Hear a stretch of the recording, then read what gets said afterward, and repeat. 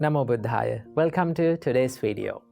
Today, in this video, I'm going to discuss about a simple question that most of the people ask from Buddhist monks. And the question is very simple. It is, what is Buddhism?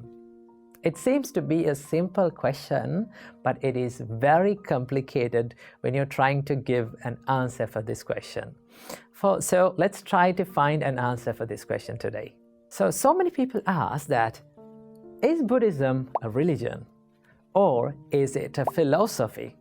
Or is it a way of life? Now, first of all, what is your opinion about this? Is it a religion? Do you feel it is like a religion? Do you feel it is like a philosophy? Or it is like more like a way of life? What do you think about it? Well, this is the thing. If I can give a simple answer for Buddhism, what Buddhism is, this is the answer. Buddhism is a profound teaching and a deep teaching that it is very difficult to put it into one basket, one category, saying this is a religion, this is a philosophy, this is a way of life. Why? Because let's say when you visit a Buddhist temple, if you had the chance to visit the Buddhist temple, you will see Buddha statues. People come and worship to the Buddha statues. They offer flowers and they offer so many offerings to the Buddha statues, and they worship and they do all sort of things. When you see that, you may start to think, oh, this is a religion, okay? In the same time, if you dive into the Buddhist teachings, core Buddhist teachings, and if you read some suttas, what will happen? You will come to an understanding that these teachings, what the Buddha has taught, is so profound and it is more philosophical. It dives into the deep topics in life, like existence and life and impermanence, a lot of things like that. Okay? Then you may start to think, well, Buddhism is more philosophical. And in the other way, if you try to practice Buddhism, right? If you try to practice Buddhism by practicing virtues and practicing meditation, it becomes more of a way of life, okay? So what exactly is Buddhism? How can we understand?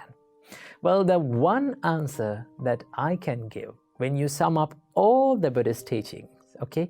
The one answer that I can give is Buddhism is all about Four Noble Truths. The Buddha said, dukkha is the first noble truth. Life is based upon unsatisfactoriness. Okay? Then the samudaya is the second noble truth, and that is the unsatisfactoriness is based on, it origins because of the craving and the desires in our life. Okay? And the third is the nirodha. If you let go of the craving and the desires in your life, you will end up the unsatisfactoriness. And finally, the fourth noble truth is the magga, the path that leads to letting go of this unsatisfactoriness, okay? Removing that unsatisfactoriness, and that is the noble eightfold path. So this Four Noble Truth is all about Buddha's teachings, okay? But when you see the Buddhist traditions and Buddhist rituals, you will see people are worshipping. Then it has a part of religion, okay?